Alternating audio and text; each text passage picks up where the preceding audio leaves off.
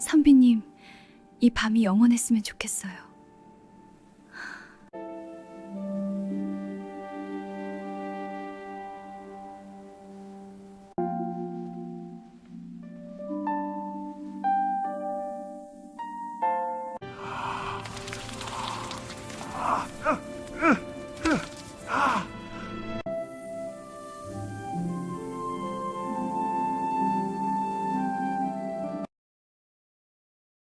어느덧 해는 서산 너머로 뉘엿뉘엿 지고 살을 애듯 차가운 겨울바람이 옷깃을 사정없이 파고듭니다.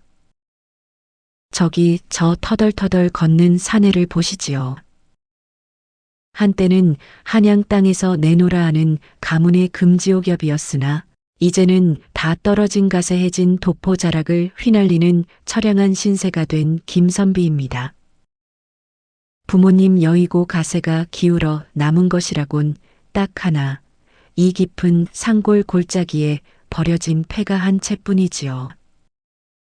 배에선 꼬르륵 소리가 요란한데 보찜 속에는 먹다 남은 주먹밥 부스러기조차 없습니다. 끼익하고 소름 끼치는 소리를 내며 열린 대문 안쪽은 온통 거미줄과 먼지투성이입니다. 마당엔 잡초가 사람 키만큼 자라있고 석가래는 금방이라도 무너질 듯 위태롭지요. 김선비는 깊은 한숨을 내쉬며 마루에 걸터 앉습니다. 조상님들이 보셨으면 대성통곡을 하시겠구나. 하지만 슬퍼할 기운조차 없습니다. 그는 찬물을 한 바가지 떠 마시고는 냉기가 가득한 방 한 칸에 겨우 몸을 뉘입니다. 혼이불 한 장 없는 방에서 김선비는 웅크린 채 잠을 청해봅니다. 밤이 깊어 삼경쯤 되었을까요? 밖에서는 부엉이가 구슬피 울고 문풍지는 바람에 떨며 소리를 냅니다. 그때였습니다. 자는 둥 마는 둥 하던 김선비의 코끝에 난데없이 은은한 분 냄새가 스칩니다. 그리고는 어디선가 들려오는 고운 콧노래 소리에 김선비는 눈을 번쩍 떴습니다. 분명 이 집엔 저 혼자뿐인데 누가 노래를 부른단 말입니까? 온몸에 닭살이 돋고 뒷덜미가 서늘해집니다. 방 한 구석 달빛이 창호지를 뚫고 들어와 비추는 그 자리에 웬 여인이 앉아 있습니다. 하얀 소복을 정갈하게 차려입고 뒤태가 너무도 고아 사람이 아니라 선녀가 내려온 듯합니다. 김선비는 비명을 지르려다 목이 턱 막힙니다. 여인이 천천히 고개를 돌리는데 창백한 얼굴의 입술은 붉고 눈망울은 이슬을 머금은 듯 영롱합니다. 60평생 아니 30평생 이런 미인은 처음 봅니다만 문제는 그 여인의 발이 땅에 닿아 있지 않고 허공에 둥둥 떠 있다는 사실이지요. 귀신입니까? 제발 살려주시오. 내가 비록 가진 건 없어도 살이 질겨 맛이 없을 것이오. 김선비가 머리를 방바닥에 찌으며 빌어대자 그 처녀 귀신이 입을 가리고 작게 웃음을 터뜨립니다. 그 웃음소리가 마치 은쟁반의 옥굿을 굴러가는 듯 고와서 김선비는 슬며시 고개를 듭니다. 귀신은 무섭게 윽박지르는 대신 아주 엄하고도 자애로운 눈빛으로 김선비를 내려다봅니다. 마치 손주를 꾸짖는 할머니의 눈빛 같달까요? 이놈아, 무섭긴 뭐가 무섭다고 호들갑이냐. 내 꼴을 보아하니 가문이 망해도 아주 쫄딱 망했구나. 김선비는 귀신의 입에서 나온 가문이라는 소리에 깜짝 놀랍니다. 처녀 귀신은 한숨을 쉬며 방 안을 쓱 둘러봅니다. 먼지가 쌓인 벽장을 만지더니 슬픈 기색을 띱니다. 그녀는 자신이 이 집의 주인이었다고 말합니다. 100년 전 이 가문의 맏며느리로 들어오기로 점지되었으나 혼례를 치르기 전 원통한 누명을 쓰고 죽음을 맞이한 김선비의 증조부 시절에 먼 친척벌 되는 여인이었던 것입니다. 말하자면 아주 젊은 모습으로 나타난 조상 할머니인 셈이지요. 내 이 집을 지키느라 100년을 여기서 기다렸는데 겨우 들어온 후손이라는 놈이 기운 하나 없이 배고파서 죽어간단 말이냐? 귀신의 호령에 김선비는 정신이 번쩍 듭니다. 귀신은 손가락을 까딱합니다. 그러자 놀라운 일이 벌어집니다. 텅 비어 있던 낡은 부엌에서 덜컹덜컹 소리가 나더니 아궁이에 불이 저절로 붙고 솥뚜껑이 들썩입니다. 김선비의 눈앞에 따끈따끈한 쌀밥과 김이 모락모락 나는 국 한 사발이 차려진 소반이 나타납니다. 이것이 꿈인가 생시인가. 김선비는 허겁지겁 밥을 입에 밀어넣습니다. 눈물이 밥알 위로 뚝뚝 떨어집니다. 귀신은 그 모습을 보며 쯧쯧 혀를 차면서도 손을 뻗어 선비의 거친 머리칼을 쓰다듬어 줍니다. 손길은 차갑지만 그 속엔 무엇보다 뜨거운 가족의 온기가 담겨 있습니다. 천천히 먹어라. 채알라. 내가 너를 사람 구실하게 만들려면 갈 길이 멀구나. 귀신의 그 한마디에 김선비는 더 이상 무서움이 느껴지지 않습니다. 외톨이였던 그에게 100년 전 조상님이 가장 아름다운 모습으로 찾아와 준 것입니다. 어느덧 새벽 달기웁니다. 여인은 희미하게 미소를 지으며 안개처럼 사라지지만 방 안에는 여전히 따뜻한 밤 냄새와 포근한 기운이 남아 있습니다. 김선비는 결심합니다. 이제 이 폐가는 더 이상 버려진 집이 아닙니다. 자신을 지켜보는 조상님과 함께 다시 한번 가문의 영광을 되찾겠노라고 차가운 방바닥을 닦으며 다짐해 봅니다. 선비라는 양반이 세수도 안 하고 부스스한 모습으로 서 있자 허공에서 싸늘한 목소리가 들려옵니다. 아이고 내 팔자야. 저런 칠칠치 못한 놈이 우리 가문 후손이라니 조상님들이 무덤에서 벌떡 일어나시겠네.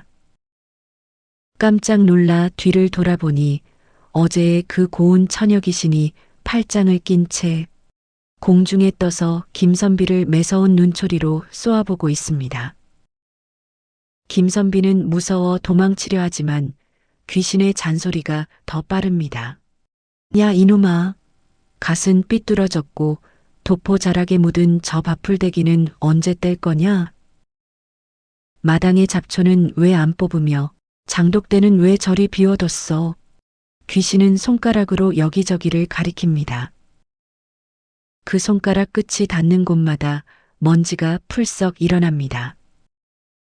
김선비는 억울한 마음에 대꾸합니다.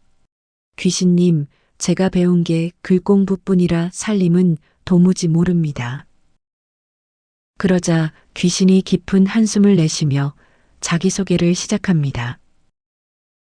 그녀는 100년 전 이 근방에서 손맛 좋고 영특하기로 소문나 이 가문의 종갓집 맏며느리로 점지되었던 명월이었습니다.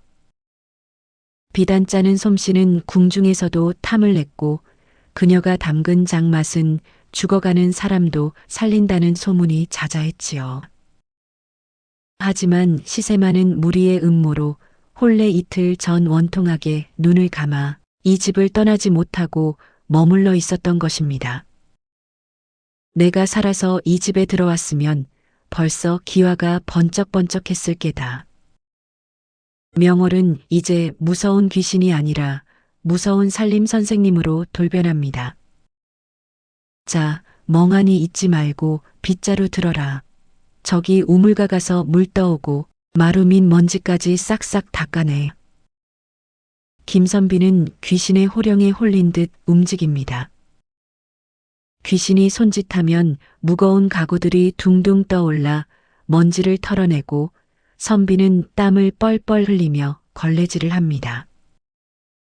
아무도 찾지 않던 차가운 폐가에 사람의 온기와 조상의 지혜가 가득 차기 시작합니다. 엉망진창이던 선비의 삶이 깐깐한 맏며느리 귀신을 만나 점차 바뀌기 시작합니다. 집안이 좀 깨끗해지니 이제 조상 귀신 명월의 눈에 다른 게 보이기 시작합니다. 바로 김선비의 앞날이지요. 이복의 후손, 양반이 낙향했어도 채통이 있지. 어서 책을 펴게. 과거 시험에 붙어 가문을 다시 세워야 할 것 아니냐. 명월의 호령에 김선비는 종일 책상 앞에 앉아 공자가라사대, 맹자가라사대를 음조립니다. 하지만 이를 어쩌나요. 책만 펴면 머리 위에선 까마귀가 날아다니고 눈꺼풀은 천근만근 무거워 졸음만 쏟아집니다. 결국 김선비가 쓴 답안지를 본 명월이 뒷목을 잡습니다. 글씨는 지렁이가 기어가는 듯하고 내용은 앞뒤가 하나도 맞질 않습니다.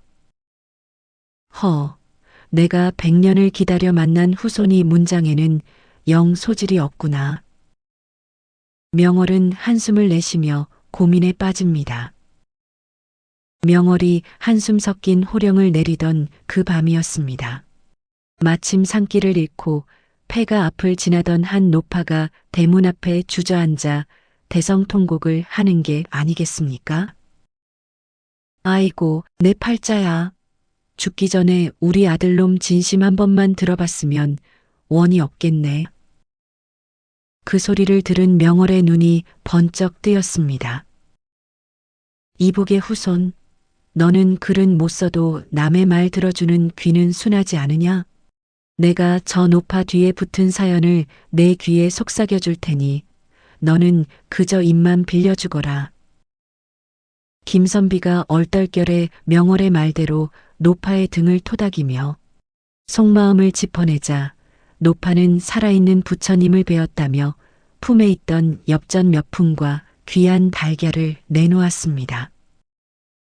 그 광경을 본 명월이 무릎을 탁 쳤지요. 됐다. 과거 급제에서 쌀 배급받느니 조상 신통력에 내 선한 인품 보태서 인생 해오소를 차리는 게 훨씬 빠르겠구나.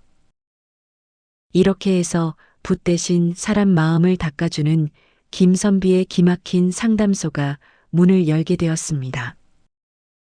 이제 산골 폐가는 더 이상 귀신 나오는 집이 아닙니다.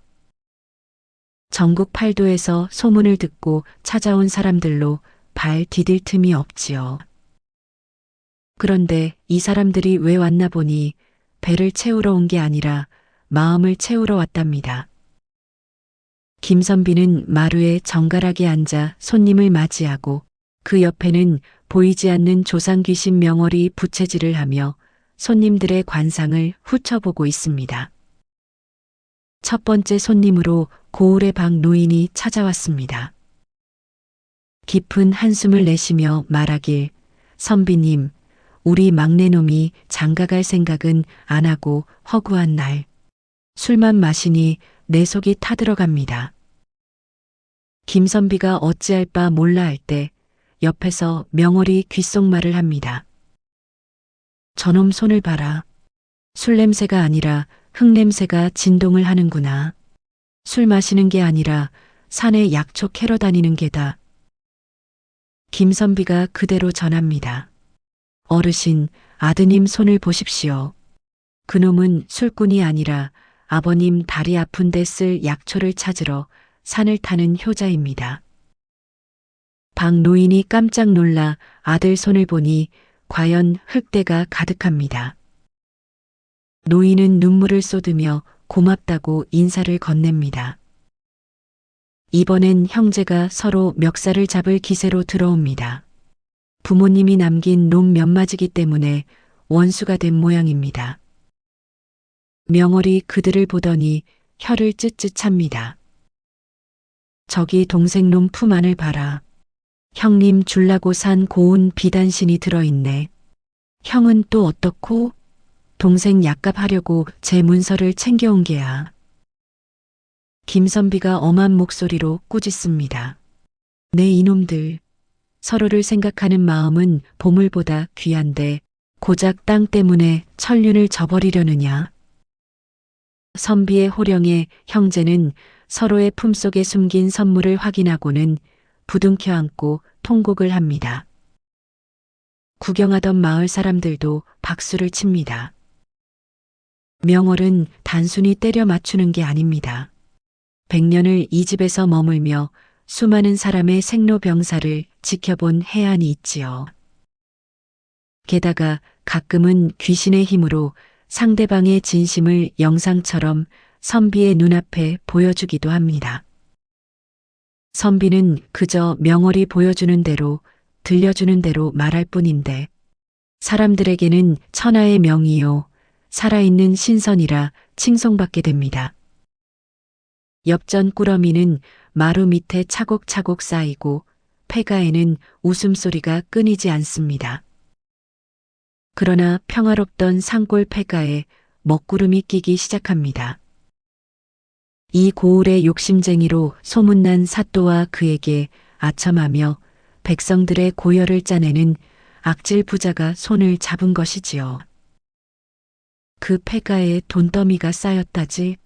감히 허가도 없이 상담소를 차려 백성들을 현혹하다니 당장 끌어내어 재산을 몰수해야겠구나. 두 사람은 음흉한 미소를 지으며 군졸들을 앞세우고 산을 오릅니다. 그들의 눈에는 벌써 선비의 마당에 쌓인 엽전 꾸러미가 아른거립니다. 이놈, 김선비는 게 있느냐? 사또의 고함에 마당에서 손님을 받던 김선비가 혼비백산하여 내려옵니다. 사또는 무례하게 방 안으로 구두를 신은 채 들이닥치려 하고 군졸들은 닥치는 대로 물건을 헤집습니다. 이 광경을 지켜보던 조상귀신 명월의 눈에서 파란 불꽃이 튑니다. 오냐오냐 했더니 감히 내 집 마루를 더러운 발로 더럽혀? 오늘 내 놈들 제삿날인 줄 알 거라. 명월이 머리를 풀어 헤치고 공중으로 솟구칩니다. 갑자기 멀쩡하던 하늘에서 마른 벼락이 치더니 마당에 있던 빗자루와 요강이 스스로 벌떡 일어납니다. 사또가 방에 발을 들이려는 순간 빗자루가 사또의 엉덩이를 사정없이 후려칩니다. 사또가 나자빠지자 이번엔 요강이 공중을 날아 악질 부자의 머리 위로 시원하게 내용물을 쏟아붓습니다. 군졸들이 칼을 뽑으려 하지만 칼집은 마치 본드로 붙인 듯 꼼짝도 하지 않고 오히려 그들의 바지가 줄줄 내려가기 시작합니다. 혼비백산한 사또의 귓가에 명월이 낮고 서늘한 목소리로 속삭입니다. 내 놈이 지난 여름 가난한 과부의 논을 빼앗고 뒷돈을 챙긴 일을 내가 모를 줄 알았느냐? 그 돈을 돌려주지 않으면 내일 밤 내 놈 머리맡에 내가 직접 찾아가마. 사또는 아무도 없는데 들려오는 목소리에 얼굴이 잿빛이 됩니다. 귀신이다. 조상 귀신이 노하셨다. 사또는 신발이 벗겨지는 줄도 모르고 산 아래로 도망치기 시작합니다. 명월의 경고에 겁에 질린 사또는 다음 날로 그간 빼앗았던 재물을 백성들에게 돌려주었고 악질 부자는 아예 고을을 떠나버렸습니다. 마을 사람들은 김선빈의 집엔 진짜 신선이 산다며 입을 모아 칭송합니다. 선비는 그간 모은 돈으로 폐가를 멋진 기와집으로 고치고 마을 어르신들을 모셔 큰 잔치를 엽니다. 이제 김선비는 몰락한 양반이 아니라 고을의 정신적 지주이자 가장 존경받는 자수성가의 아이콘이 된 것입니다. 김선비의 이름값이 높아지자 멀리 한양 땅에서 화려한 가마 한 채가 산골집을 찾아옵니다. 가마에서 내린 이는 대대로 권세를 누려온 박 판선의 후손들이지요. 그들은 선비가 가진 명성이 탐나 찾아왔노라 말하지만 그들을 본 명월의 표정이 순식간에 일그러집니다. 평소 장난기 어린 목소리는 간대없고 명월의 온몸에서 서늘한 냉기가 뿜어져 나옵니다. 저놈들이다. 내 앞길을 막고 우리 가문의 보물 청옥 비녀를 훔쳐 나를 죽음으로 몰아넣은 그 악질들의 핏줄이다. 명월의 떨리는 목소리를 통해 100년 전의 진실이 밝혀집니다. 당시 명월은 이 가문의 가보인 청옥 비녀를 전수받기로 한 맏며느리 후보였습니다. 그런데 명월의 총명함을 시기한 옆 가문의 박씨 가문이 사람을 매수해 비녀를 훔치고는 명월이 외간 남자와 눈이 맞아 도망치려 했다는 더러운 누명을 씌운 것이지요. 가문의 명예를 중시하던 당시 분위기에 명월은 해명 한번 제대로 못한 채 차가운 우물에 몸을 던져야 했습니다. 그 비녀는 지금도 박 판선의 갑으로 둔갑해 그들의 부귀영화를 지탱하고 있었던 것입니다. 그런데 이 박 판선의 후손들이 온 이유는 더 기가 막힙니다. 자기네 집안에 우환이 끓으니 영험하다는 김선비에게 부적을 써달라는 것이지요. 그들의 머리 위에 꽂힌 비녀를 본 명월은 피눈물을 흘립니다. 저 비녀는 내 것이다. 내 정절과 우리 가문의 자부심이 담긴 물건이란 말이다. 김선비는 명월의 울부짖음을 듣고 주먹을 불끈 쥡니다. 이제껏 조상님께 받기만 했던 선비가 처음으로 조상님을 위해 싸우기로 결심하는 순간입니다. 김선비는 박 판선애를 향해 정중히 제안합니다. 우환을 없애려면 가문의 보물에 깃든 원한을 풀어야 합니다. 내일 밤 보물을 가져오시면 제가 큰 굿을 올려드리지요. 욕심 많은 그들은 의심 없이 청옥 비녀를 들고 나타납니다. 하지만 그것은 선비와 명월이 판 함정이었습니다. 명월은 귀신의 힘으로 방 안의 촛불을 일제히 끄고 박판선의 조상들이 나타나 호통을 치는 듯한 환청을 만들어냅니다. 이 도둑놈의 자식들아, 남의 비녀를 훔쳐가 문을 세우다니 부끄럽지도 않으냐. 어둠 속에서 조상님의 노호가 들리자 겁에 질린 박판선의 후손들은 바닥에 머리를 조아리며 100년 전의 악행을 자백하기 시작합니다. 살려주십시오. 저희 할아버님이 명월 아가씨를 모함하고 비녀를 훔친 게 맞습니다. 제발 목숨만 살려주십시오. 김선비는 그들의 자백을 미리 숨겨둔 마을 사람들과 관가, 포졸들에게 들려줍니다. 드디어 100년 동안 도둑 맞았던 가문의 보물, 청옥비녀가 다시 김선비의 손으로 돌아오게 된 것입니다. 김선비는 청옥비녀를 정성껏 닦아 사당에 올립니다. 그 순간 소복 차림의 명월이 나타나 비녀를 어루만집니다. 그녀의 얼굴에서 핏기가 사라지고 대신 생전의 그 아름답고 환한 모습이 되살아납니다. 명월의 눈에서 흐르는 눈물은 더 이상 슬픈 눈물이 아니라 기쁨의 진주알 같습니다. 찬바람 쌩쌩 불던 폐가에 봄 기운이 완연합니다. 명월의 억울한 누명을 벗기고 가문의 보물을 되찾은 김선비의 마당엔 이제 연분홍 매화꽃이 흩날립니다. 그런데 어찌된 일인지 김선비의 표정은 그리 밝지 못합니다.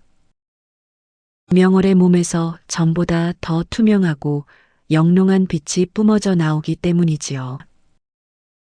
이제 이승에서의 인연이 다해 조상님이 떠나야 할 시간이 왔음을 직감한 것입니다. 명월은 평소처럼 잔소리를 하는 대신 아주 인자한 눈빛으로 김선비를 바라봅니다. 후손아, 이제 이 비녀도 주인을 찾았고 내 마음도 구름처럼 가벼워졌구나. 더 이상 내가 이곳에 머물면 내 앞길을 막는 법, 이제 나는 가야 할 곳으로 가려 한다. 김선비는 명월의 소매자락을 붙잡으려 하지만 손은 허공을 가를 뿐입니다. 조상님, 저 혼자 이 큰 집에서 어찌 삽니까? 잔소리라도 좋으니 제발 곁에 더 계셔 주십시오. 눈물을 흘리는 김선비를 보며 명월이 빙글에 미소를 짓습니다. 울지 마라. 인연이라는 것은 실타래와 같아서 끊어질 듯해도 다시 이어지는 법이다. 내가 저승 가서 염라대왕에게 단단히 일러두마. 다음 생에는 내 집안의 귀한 손주로 다시 태어나겠노라고. 그때가 되면 내가 지금 못한 잔소리를 기어이 다 쏟아부을 테니 너는 그때까지 건강히 가문을 잘 지키고 있거라. 명월의 몸이 서서히 황금빛 가루가 되어 하늘로 흩어집니다.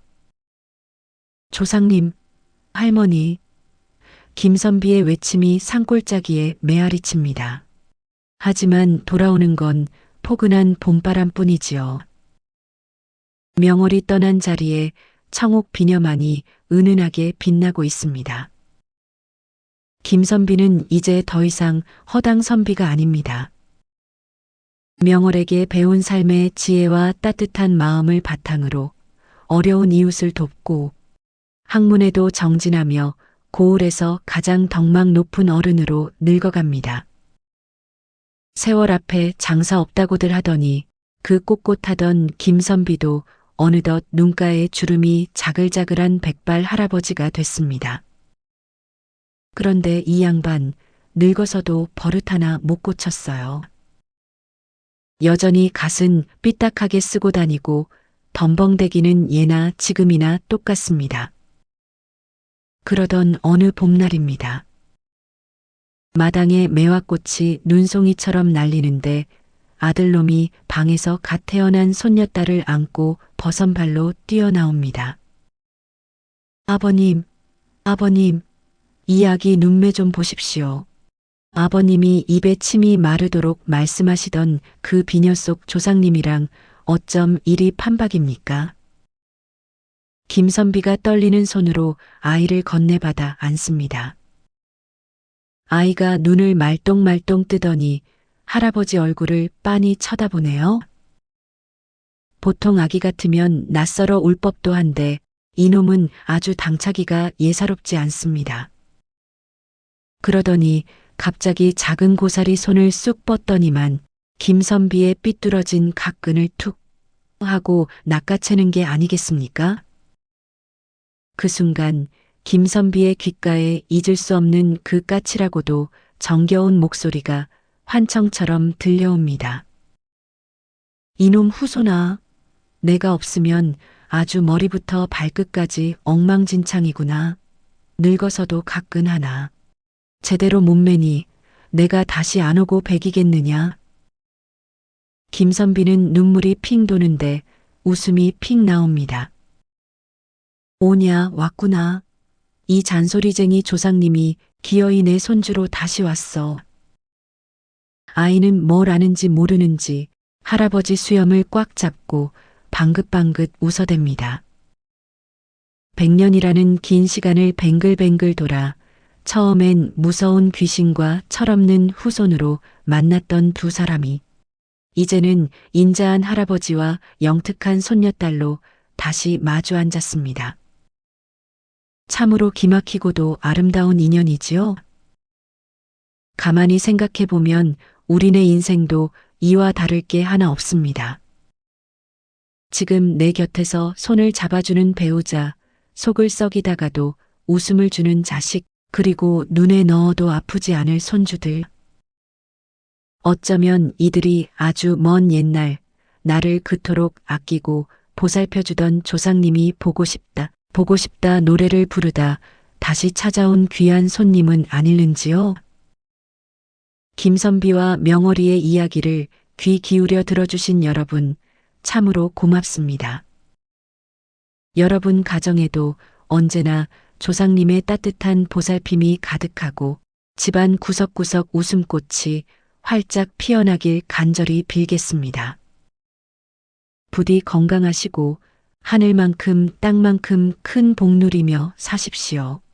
지금까지 인생 이야기를 들려드리는 인생 김이모였습니다. 감사합니다.